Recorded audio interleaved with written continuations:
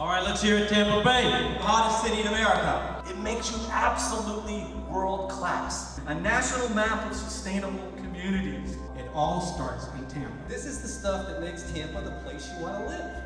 For the win. All right, so my name is Mical Johnson, and today what I'm talking about is stop thinking, Google it. For the last 10 years, better part of the last decade, I've been paid by people to get inside the mind of Google. And, you know, you might notice on there too, well, it's on there. If you have any questions or comments about the presentation, you can just put it at the bottom on Twitter. But think about this. Let's start with a simple exercise and go to Google and look up Christopher Columbus, explorer. It should be pretty simple. Most of us grew up in the United States, or at least had some type of history lesson. What you'll find on the first page of Google is a site called All About Explorers. Now, the thing that's interesting is it's on the first page of Google, and what we found out here in the last recent years is that most people don't ever go past the first page of Google. So it's kind of significant. This is what the website will look like when you actually click through to it. Now, All About Explorers will tell you some interesting, really cool facts about Columbus. Things that you might not already know, like he was born in 1952 in Sydney, Australia. And that he set sail with the Niña Pinta and Santa Maria in 1941 or 42, something like that. And you know, for us it seems kind of silly, but a lot of times when it's on Google, there's like this stamp of approval that gets on there. It says, you know, it's on Google, it's got to be true. So let's do another search for something that's maybe a little harder, okay? For TED speakers. I like those videos, those are kind of fun. So you're going to find in the TED speakers a guy named Santiago Swallow. Now Santiago Swallow, he has a pretty cool website. If you click around, well, some people are laughing already, but if you click around, you'll see that he has some pretty interesting ideas. In fact, if you go back to Google and do a search, you might even find a Wikipedia entry for this guy. And on it, you'll find out, wow, this guy's pretty smart. He's actually written for the Wall Street Journal and the Harvard Business Review, you know, and the Economist as well. And wow, this guy's really awesome. Let me go do another search and find his Twitter page, because that's pretty simple if you do Santiago Swallow, right? And he has over 85,000 followers on Twitter. That's impressive. He's only following 1,000. That's really impressive. I've been on Twitter since 2006, and my numbers don't look anything like that, right?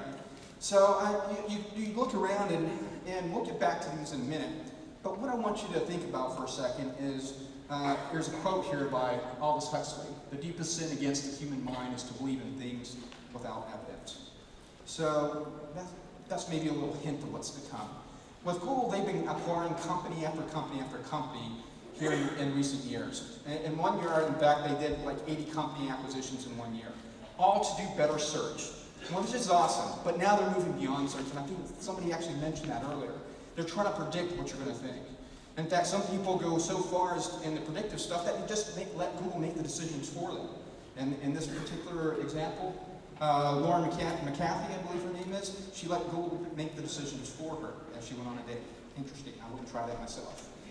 But, you know, the whole thing is when you stop and think about it, who's making your choices, who's making your decisions? Here you can't, you can have somebody think, but, you know, I don't really want you to think like me. I want you to think just for yourself. There's lots of other different things that you can do out there that will take it beyond Google and beyond the things that are going to be common knowledge. Just go with your gut for a little bit and say, hey, this doesn't really make sense. It wasn't too long ago that the world as a population as a whole, most of us thought that the world was flat. Well, you know, advance a few hundred years and we think, hey, that's not really realistic, that's not true. We've proven that fallacy. But here's the thing. If Google is your only window into the world, then really, what is it that you're seeing? You're seeing really a collection of people that they built this bubble around you, and they said, hey, look, your friends and family, and all this other cool stuff, this is what we're going to show you. They're going to make those decisions for you. So let's go back over here to All About Explorers. This was actually a site intentionally built to mislead her students. A teacher built it to teach students how to search the internet better. And, you know, with Santiago Swallow, this was written by this was something fabricated by a Nashville writer. How you can get internet famous for $68 in a couple hours on a weekend, right?